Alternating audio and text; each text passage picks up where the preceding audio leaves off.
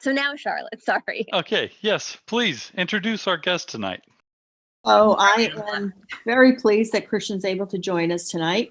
I've known Christian for many years working in emergency management in the Boston area. He is former Region 1 president for IAEM, so he's very well versed in the whole application process. Christian is currently an administrator in the Cambridge Health Alliance healthcare system.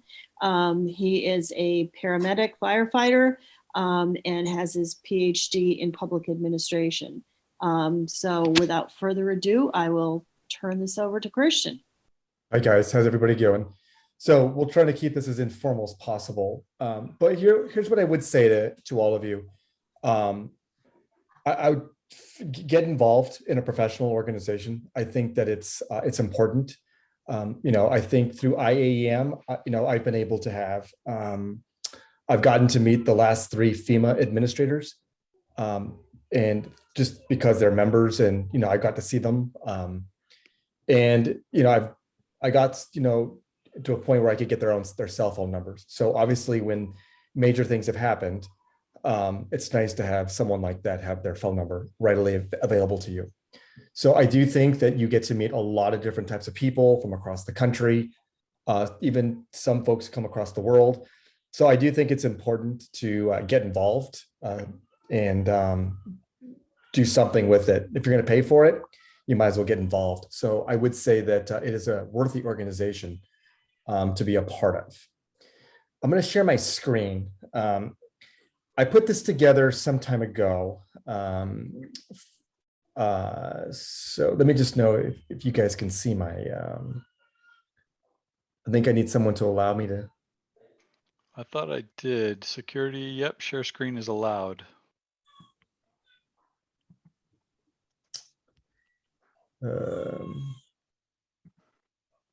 So let's see here.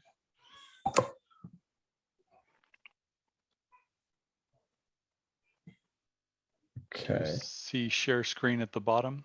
Yeah, so let's, there we go. Now, here we go. Okay, can you guys see my screen? Yes, sir. Okay, so I actually, in addition to being on the board, I actually served as the commissioner or the chair of the commission for about 4 or 5 years. So one of the things I tried to do during my time on the board was to try to modernize the program, but also to try to make it, a worthy effort, but also something that is attainable and also something to maintain into the future. So there's about 86 slides. I'm not going to go through all of them. I will hit on the big ones. I'm more than happy to send it to you, Charlotte, and you can send it to the larger group.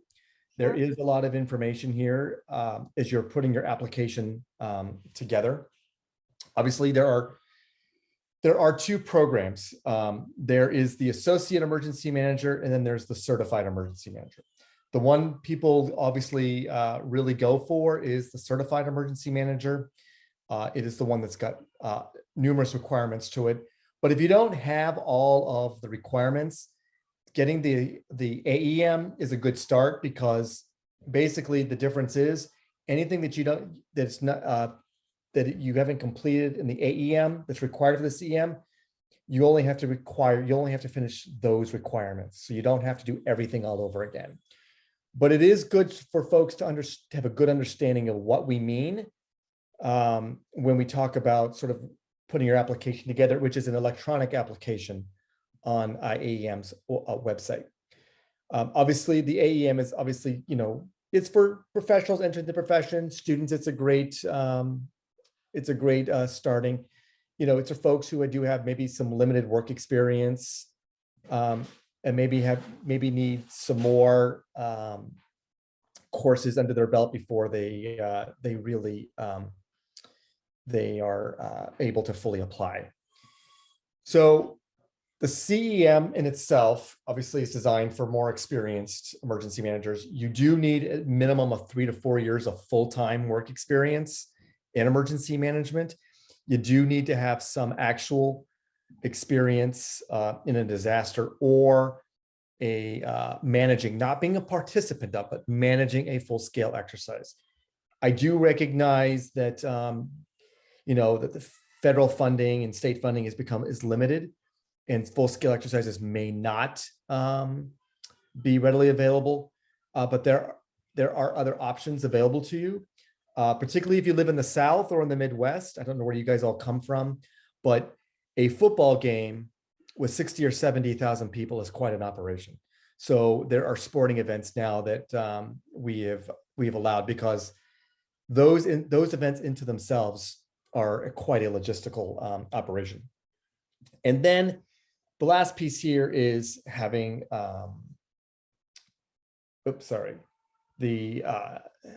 contributing to the profession in some capacity.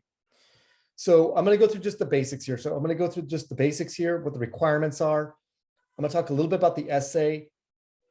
There is an exam. It's a 100-question exam that is now online. When Charlotte, I'm not sure when you were taking this, but when I took this, it was a binder. We had to submit a binder and send it to Washington, D.C. And then you had to find someone to get the exam. And so what I did when I was during my tenure on the commission was put a fully electronic program in place. And so the portfolio now is online, as well as the exam.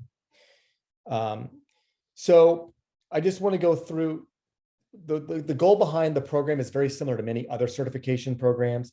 It takes experience, education, and training, and you kind of bring them together. It starts out with the application. So you'll find the application online. There is a peer-reviewed credentialing process. Where how it works is there is a minimum of 2 commissioners. They are randomly selected. A lot of times there's generally one. So if you have any military background, one of the military commissioners will review your packet. The military has its own language. Some folks are healthcare, there's local, there's state, there is a variety of folks that are put on the commission based on their experience in given areas.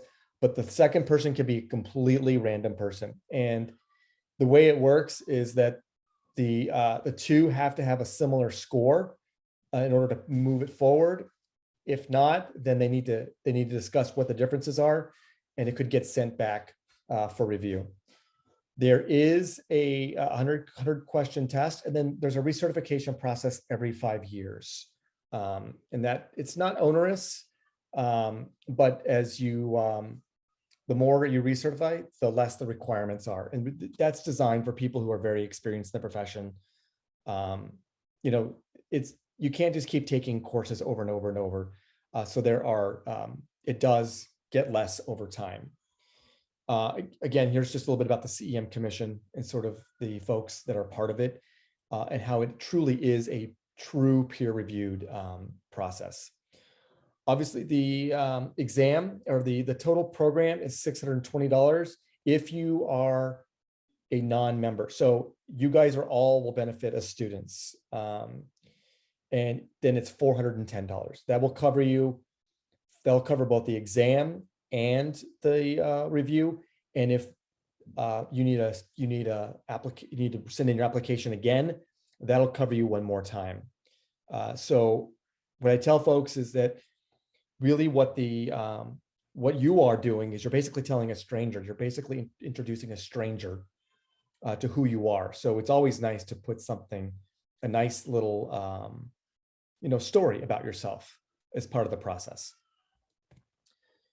So here's the requirements. I'm going to go through the AEM first, but all these requirements here do apply to the CEM in itself.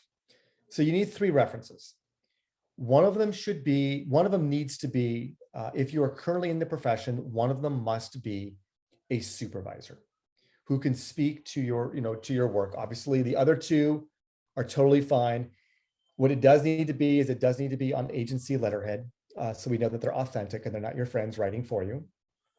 Have them submit them to you, and then you can just upload them into the system. You do need 100 hours of both emergency management and general management. For emergency management, for this program, if you have a course if any of your courses in emergency management or have an emergency management take to them, those will count. Now you'll see here where it says 25 hours or less. So obviously what we don't want is we don't want someone using one course that's 100 contact hours. Obviously we want some type of variety. But what you can do with your coursework is that you can use, for every credit, you can use 10 hours. But that means if you have a 3-credit course, that's 30 contact hours, but you can only use 25. So theoretically, if you're taking 4 courses, and if you have 4 courses in emergency management, you've taken these in the last 10 years, all you need is those 4 courses, and then you will have met your emergency management training. You can upload you can even just upload a copy of your Transcript. the what? Transcript. The transcript, yeah, your transcript. Just demonstrating that you passed the course. Now, general management training is like speaking, finance classes, public policy, anything that really just is catered to just, general, management skills could be used. And there is also online on the application itself, if you want to use the independent study courses, there's a wide variety of areas where it tells you how many contact hours it actually is worth, whether it's, your 100, 700s, 2, 3, 4, if you don't feel like you have enough courses. I always recommend adding some extra coursework in there. So I would not just put in 100 contact hours. I would try to go for 100, 110, 115. The reason is that when they're going through if they, some of them are really real sticklers. They count up the hours. If maybe they discount one course for you. If you have some extra courses, they'll just add those extra courses. But a lot of times, if you have the 100, they'll stop at the 100. So I always recommend adding a few, extra courses to your application as well. If they do discount some classes, and if you end up under the 100 hours and your application gets sent back, will they tell you which ones did not count? Yes. Okay. Yes, they will tell you exactly. So you'll get a letter back. It'll tell you exactly which ones did not meet it, and they'll tell you why. And if you have questions about it, you can also reach. So Jennifer Smisnick, she is the vice chair. She was actually my vice chair when I was there. She's great. She responds back to everybody very, very quickly. And so they get back to you, but you get one chance. And so I would always, recommend having somebody look it over just to make sure that everything is accurate for you. Okay. And I know you guys will have questions. I'm going to see if I can save enough time so you guys can answer all the questions you want. The emergency management essay essentially it's a scenario. It's pretty basic. We have to really design this for a wide variety of emergency management folks. So it basically will explain to you, tell a story. It could be a fictitious story. It could be a real story. It's up to you. What we don't want, it needs to be 1,000 words. That's approximately 3 to 4 pages, double spaced, 12-point font. I would not go into any more than that because no one wants to read any more than that. But I'll tell you exactly what the essay should entail. And of course, I keep reminding everybody there's a emergency management exam, and is in this PowerPoint, it'll tell you what areas you can study so you can pass that exam. And you only need a 75. They don't tell you your score. If you pass, you pass. If you don't pass, they'll tell you your score. Okay. For the CEM, you do need 3 years of full-time and comprehensive emergency management.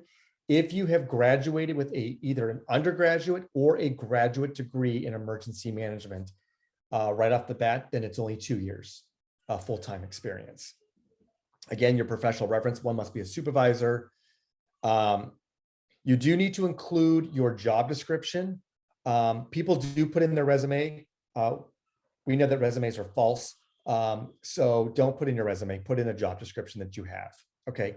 And then again, you just need to actually tell us, either a exercise that you helped run, or that a disaster that you either support or managed, but simply just being a participant in one is not enough. So look into that a little further. It'll tell you exactly what you need.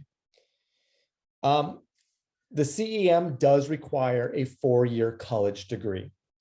My recommendation is don't use any of your coursework from your college degree, except unless you have an undergraduate emergency management degree. As long as you can't double dip anywhere. So if you have your 4-year college degree, all those courses are off limits, and that will take care of your education requirement. Okay. If you can use any of your graduate courses, so you guys are all in the graduate program, you can use any of your graduate courses to fulfill the training, the general emergency management training that we talked about a little bit ago. This is the one where I think most people have the hardest time. So I'm going to go through them individually for you, just so you're aware.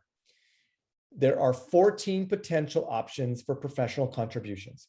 You only need 6. However, there are some of them I call gimmies. They're pretty easy to do. But let's go through them individually. I would encourage you to get a 7th one. So professional membership. You need to be a professional. You need to be in a membership of a professional organization, and it's in emergency management. IAEM is one of them. There's the National County. There's NACCHO. There's others that are out there. You need 3 years of continuous time. If you skipped a year, that's okay. Then you would need 4 years. You can have a mixture of a couple organizations, so long as you were not a member of 2 of them in the same year. So as long as they're 3 separate years, that's okay. Christian, does their student membership in the IAEM Yes. count? Yeah, absolutely. That does count. Yeah. The students have the best benefits. I just don't think that students always take benefits. It's the greatest rate, and you get access to all kinds of stuff. So definitely take advantage of it. Professional conference attendance. I know because of COVID, that is not something that's been possible, but if you've been to a virtual conference, you need 40 contact hours of time at a conference. You can send in a certificate that says how many contact hours you have. You can ask for them to write it for you. But simply submitting your name tag or proof that you paid for it is not enough. People send in all kinds of stuff. So make sure you can demonstrate that if you attended a conference, that you have the proof to demonstrate that you actually attended the conference. The whole goal here is you need to provide proof of everything you substantiate, and we need to be able to see it. And this is where I think people get themselves into trouble. Now, you can do, let's just say you're in IAEM, and you serve on a committee. You could do that as service, or you're volunteering in your local community, maybe on some type of emergency management project. Or let's just say you're also the chair of that committee. You can use that for service and for leadership. So there's one of those where if you've served as the chair for a year, even if you were at the student chapter, if you are the leader in the student chapter, not only can you use that for service, but you can also use that for leadership as well. Just get documentation about it, and those count. Special assignment is easy. It can be pretty much anything you want it to be. Let your imagination go. If there's a special assignment that you were put on a task force of some sort, you led some type of exercise. It could be a wide variety of things. You sort of served as an expert witness to something in emergency management. You can use that as a special assignment. Speaking. If you engage in a speaking engagement like this about any emergency management program, whether it's at work or it is on your own time, it counts. You just need 3 of them. Teaching. If you teach any ICS courses, you teach an emergency management class, you need 3 of them.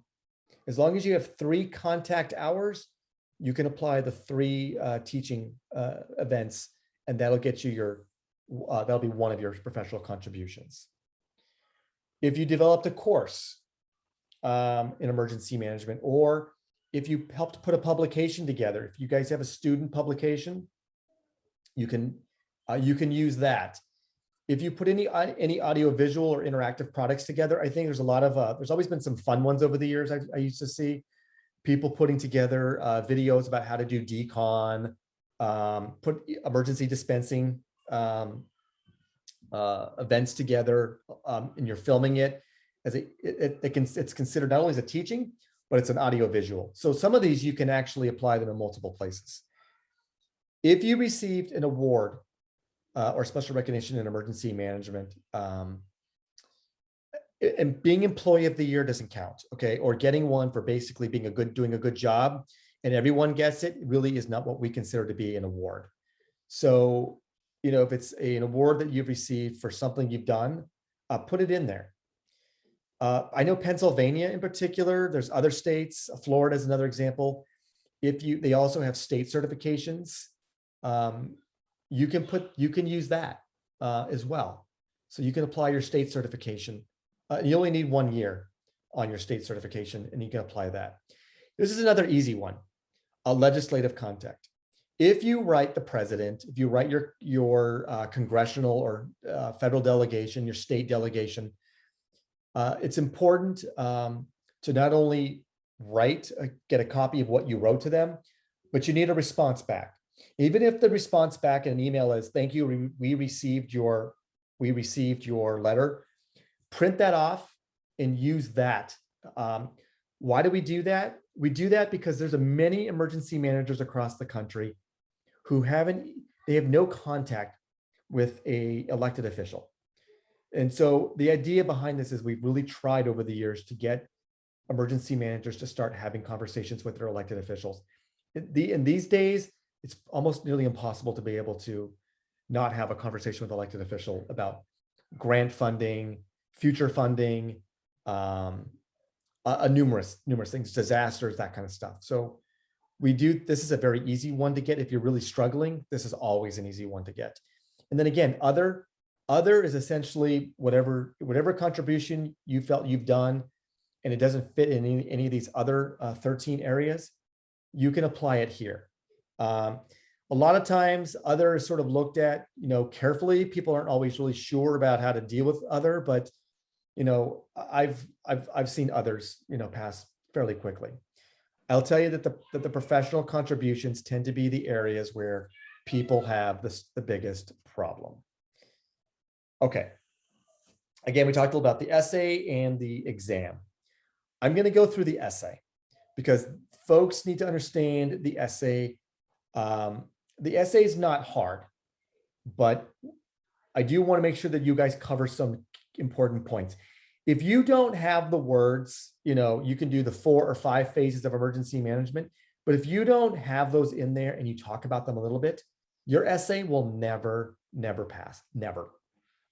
If you don't even know the 4 phases of emergency management, what you're doing is you're basically saying in writing just to a stranger, a peer, that you have some understanding of emergency management.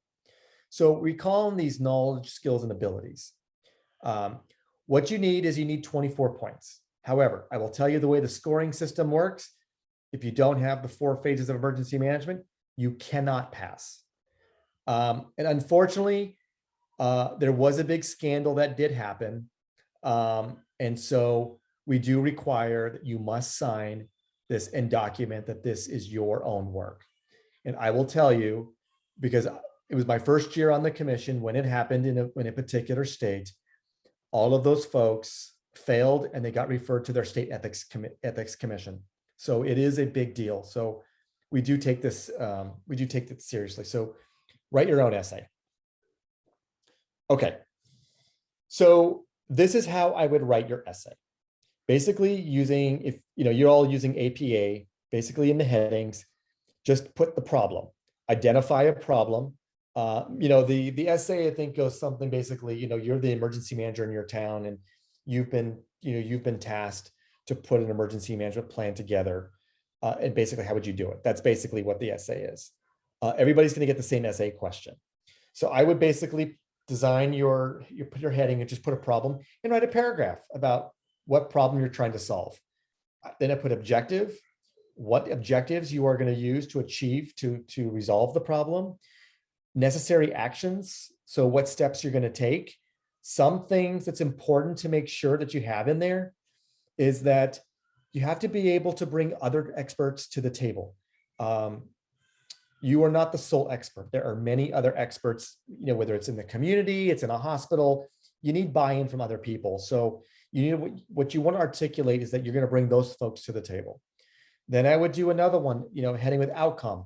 Talk about what's the outcomes that you're hoping to achieve out of this. Human resources.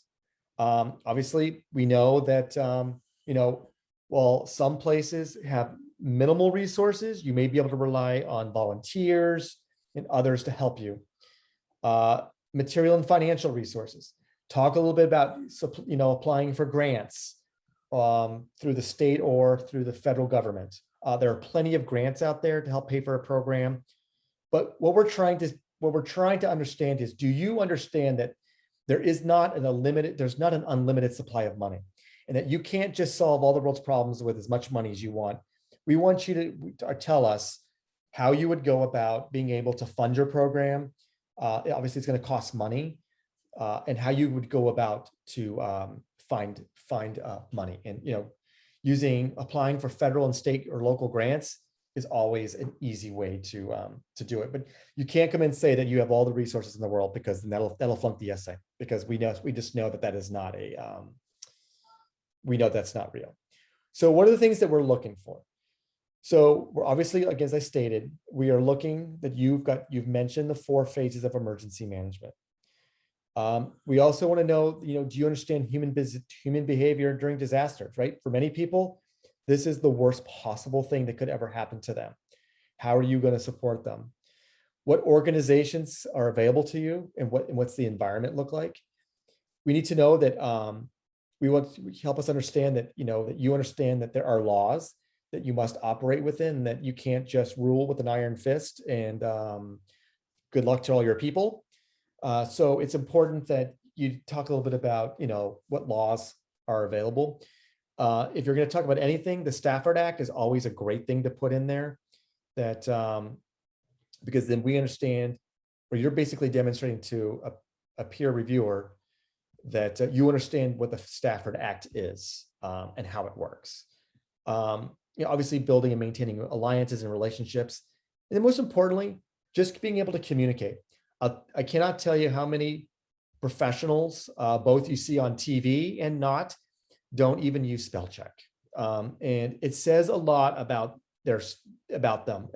Others I've read, I'm like, I've seen this guy 100 times and I can't believe the guy didn't even take the time to use spell check. It's also important to use Grammarly. I think Grammarly is an easy way to make sure that that you're basically conveying that you don't need to be the best writer, but you should be able to convey that, in some level, that you can communicate in writing.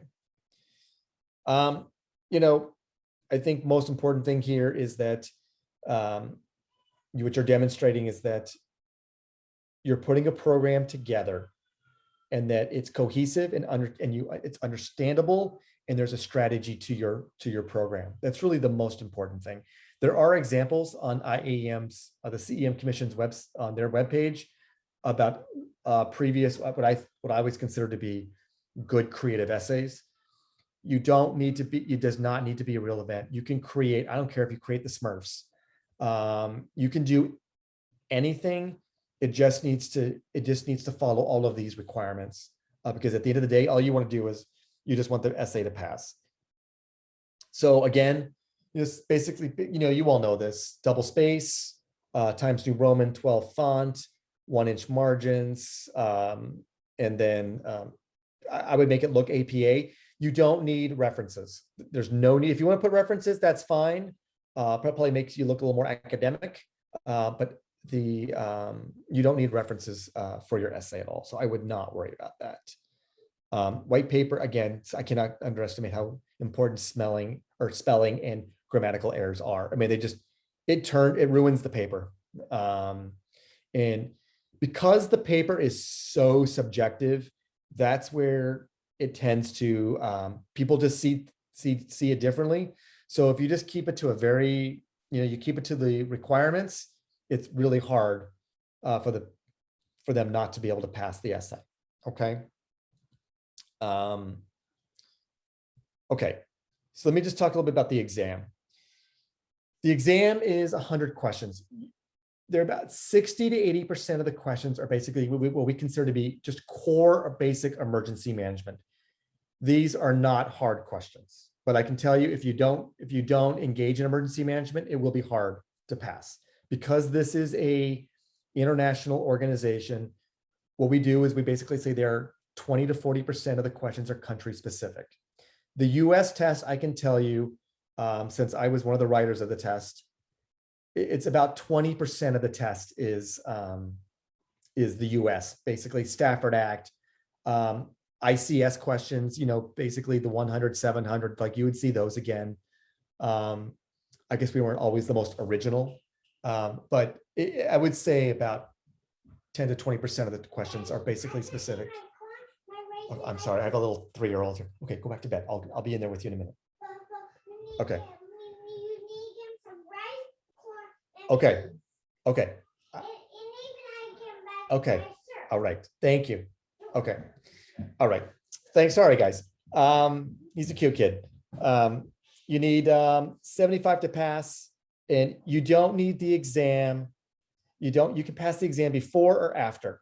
I highly recommend, though, get your portfolio in first, because that takes more time. You have 1 year from the time that you take the exam and you take the portfolio, you do the portfolio. So I always recommend, if you get that portfolio, get the portfolio in first, because for some people, it could take 3 months. But once you submit your portfolio, then you can take the test if you want. But at least the clock is sort of ticking at the same time. I would definitely recommend you not take the test and then try to put the portfolio together. It doesn't always work. The commission usually tries to meet every other month. Sometimes they meet monthly, but they also work as well. They're professionals themselves. So try to put your portfolio in before you take the exam. It really is to your advantage. Some things I think you just need to these are basics. NFPA standards 1600. I know there's the ISO standards out there. There's been lots of debates about this, but they're still sticking with NFPA 1600. Just have a basic understanding of NFPA. Understand what mutual aid is. Understand what planning, mitigation, command and control, I would say, what training is. I mean, these are a lot of these things that you learn in emergency management over time. These are all things, these are standards that you should be taking, you should be learning in your coursework. If you don't learn them there, you can always learn them through different ICS courses. All of that's covered there. Okay. I'm not going to go through all of these. I think you guys can read these on your own, but these are just some examples of, there's some sample questions in there. But it gives you just an idea of something that you should at least touch up on. The one thing you should all know is the Stafford Act. You're not going to get anything about at state level. If you do get anything around the state level, understand that there are 2 constitutions in this country. There is a federal constitution and there's a state constitution. And just know that the feds can't always just come into a state. That's about the basic you need. You don't really need to know any more than that. Anything in the US test is based on FEMA or federal guidance. That's pretty much what it is. Understanding what what is a regulation versus what has to be legislated and what's a policy. These are all fairly basic things that you should look at. Again, the Stafford Act, I cannot underestimate that enough. Having a good basic understanding of the incident command system and NIMS is fairly straightforward. And I won't go into all of these, but again, these are just some examples that I will make sure you guys all get in different areas. Let me talk about, this is where we have the most problems. So the application is incomplete. They didn't, we won't let you move on to the next section unless you upload something, but people upload the wrong information. And so, I sometimes wonder, like, did you not see what you were uploading before you uploaded it? Some things are sloppy. It lacks order. There's documentation missing. You're missing a signature. There are claims, but you can't back them up. Those are some things that we always see. You don't fully understand the experience, the official job description. I cannot tell you how many people put in their resumes. We don't even look at resumes. If you had any volunteer work, our goal is 1,940 hours a year is what we use. So if you're doing volunteer work, as long as you can add that up to 1,940 hours a year, then you can count that as a year of experience. But the volunteer hours is always, if you volunteered and you want to use that, that documentation sometimes is missing. And you just really need to demonstrate if you wear multiple hats in your job. Let's say you're the safety officer, but also emergency management. If you aren't able to articulate how much time you spend in emergency management versus maybe other jobs you have, then that could be that's something that could be a pitfall. Again, having 3 professional references. Please don't use your friends and family, but as long as they're professional and they can speak to you as an emergency manager, it's fine. We don't do this anymore, but sometimes we used to have, we would have the references where we would contact them.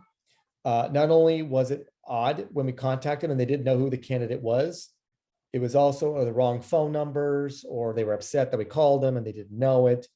We have stopped doing that. I put a stop to that years ago, but there are some times that they may need clarification. So, and you'll see that on the application, they'll ask for that information.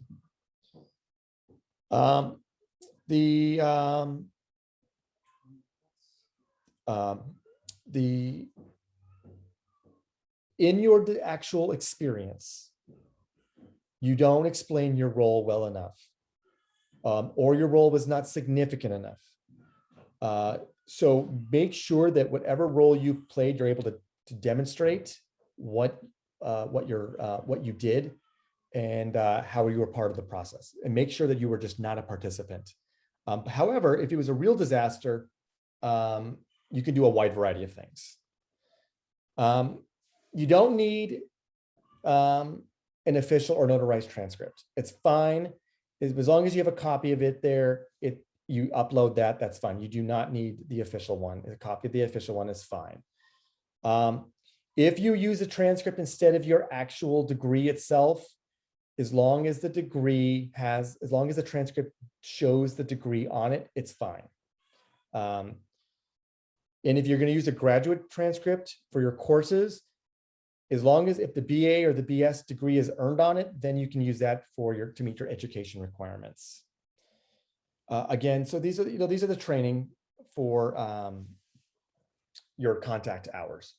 So I highly recommend for all of you to use your course classes to meet many of these requirements.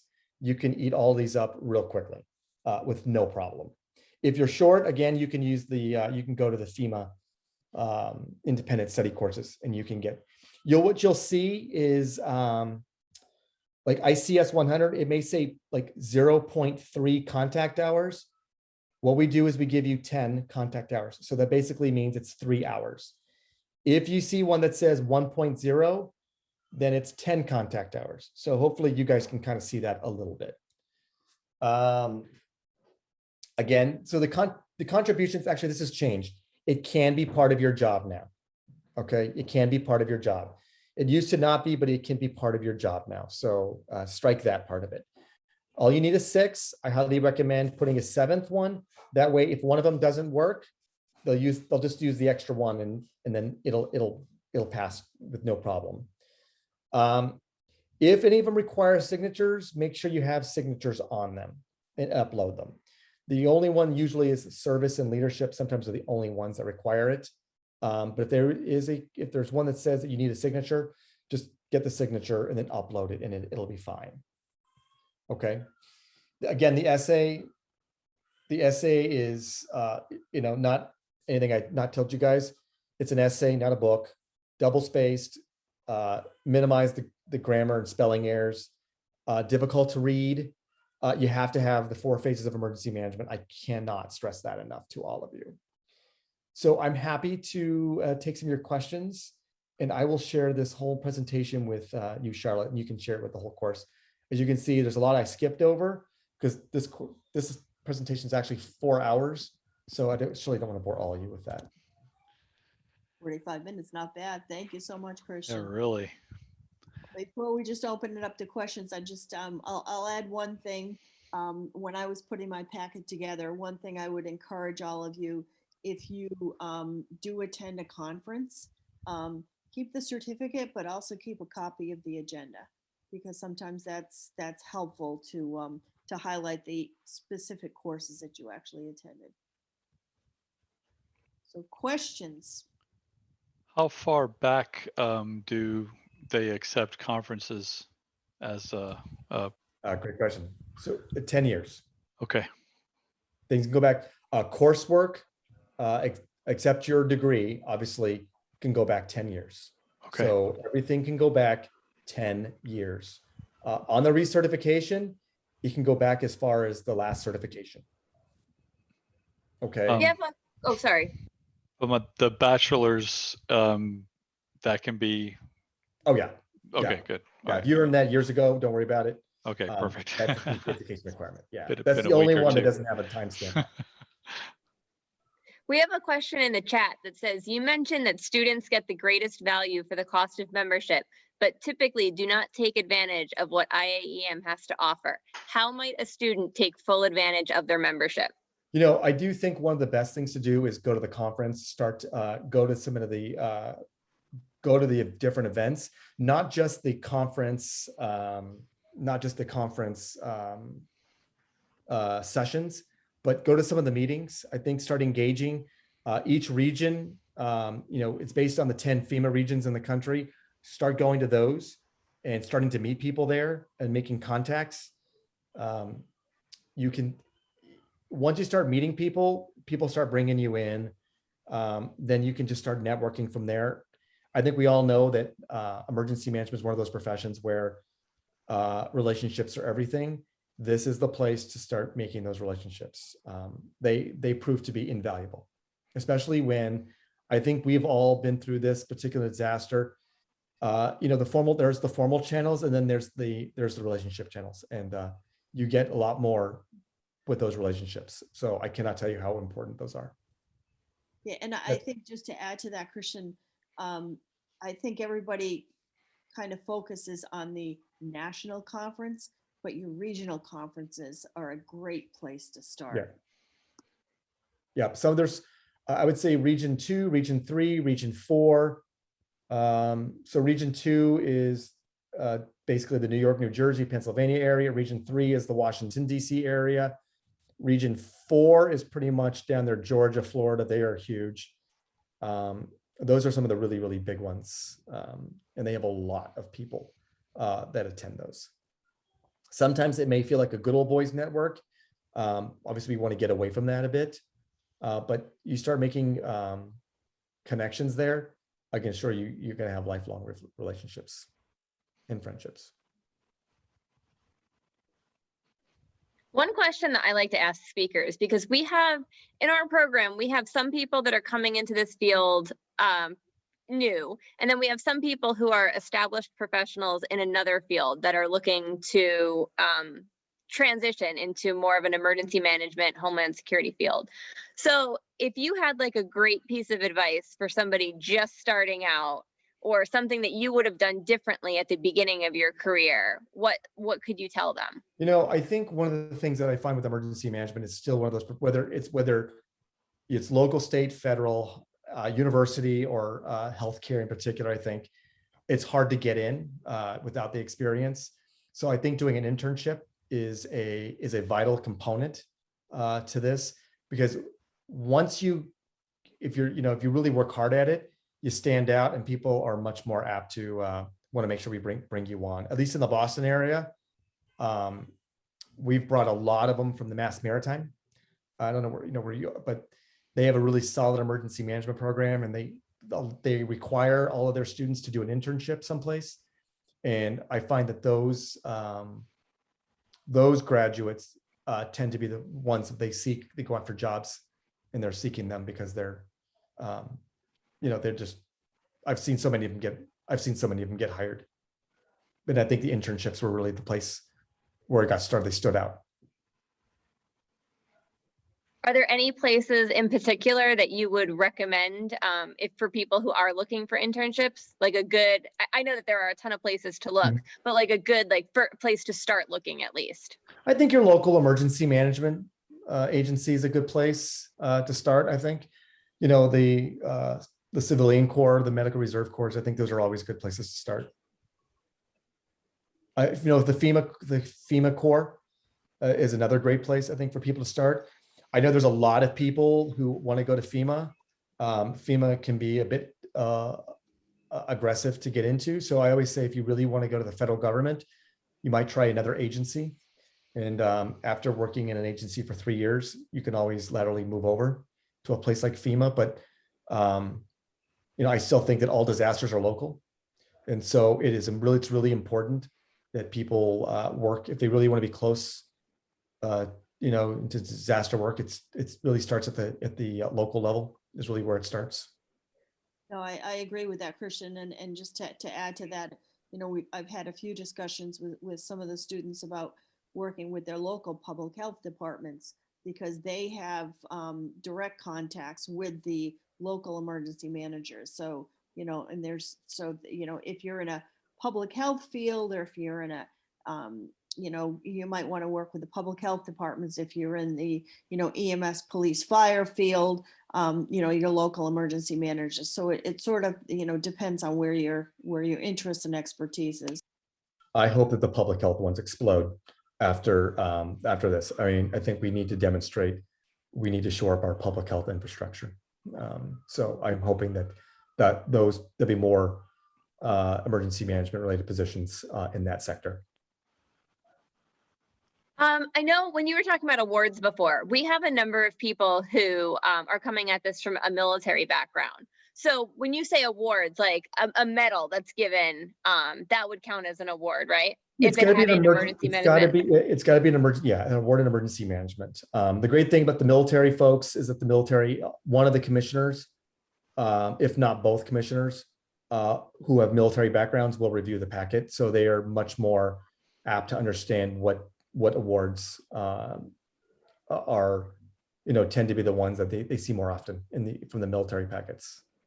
Once we have people get into IAEM, like I'm in the Coast Guard Reserve, and my commander was really encouraging. He has his CEM and was really encouraging me to look into the Armed Forces Caucus. Can you talk a little bit about that and like what sort of opportunities are available for like across the board with them? Yeah, so the Coast Guard's really taken off as the premier branch, I think, within IAEM. I think the Air Force is also in there. There is the Armed Services Caucus is predominantly for emergency managers who are in the armed forces. The Coast Guard, I think, is the dominant player now. I think Kevin Sly, if you guys are familiar with him. I've heard the name. Yeah, he's the Region 5 FEMA administrator now, but he really brought the Coast Guard to IAEM. So it's a great place to network with other folks in the armed services, and they kind of have their own thing. And there are other caucuses, not just many. I think the other one that's really outstanding is the university. The university caucus has their own. It's massive. It's emergency managers from universities across the United States, in Canada. It's huge. There is a lot of them, and they actually put on a symposium. Oh wow! As part of the conference, that's very much driven towards campus emergency management. But it is an excellent and outstanding program they do a first-rate program, and it's huge.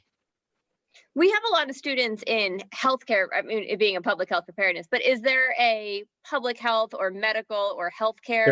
There's a healthcare caucus, which is growing rapidly, very fast. I think public health is part of it, but it is driven towards hospitals and healthcare.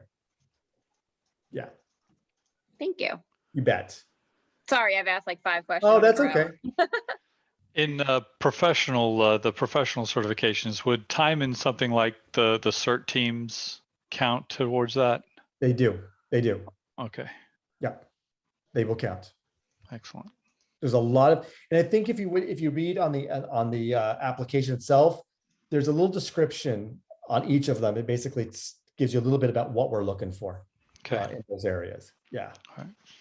Yeah. There's a lot of different, I mean, you think about the different emergency management agencies across the United States, really well-funded programs and, very volunteer, very rural programs. I mean, they're across the board.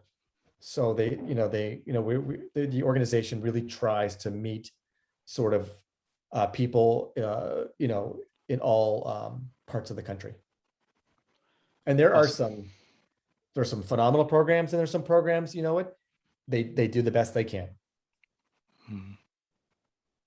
But the goal is, I think, for every commissioner is to get you there, get you over, but it's got to be, it's got to be peer reviewed, and it's got to be something that people, we want you to be part of it. We all did our work to do it, and we want to make sure that the program is authentic and a realistic program.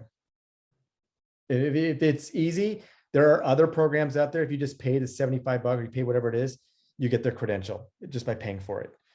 That's not what we want. We truly want people to demonstrate a contribution to the profession. We want people to demonstrate that they are actually competent in this profession, and that's really what we're excelling for. So this is not a credential that is easy to get. It takes work, which is what it should, and you should be proud to put it behind your name.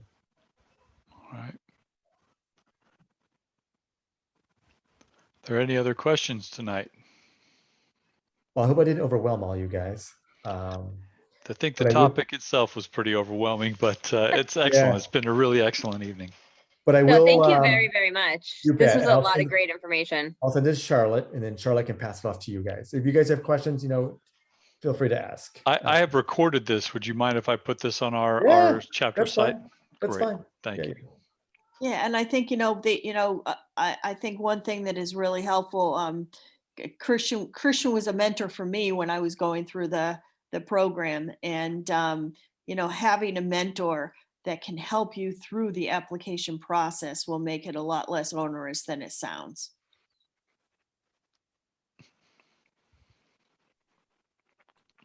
I know I've mentioned this before, but the IAEM website does have a Find a Mentor program if you're looking for one as well. That's right. It does. Kelly just asked a question. If we have additional questions later, how can we reach out to you?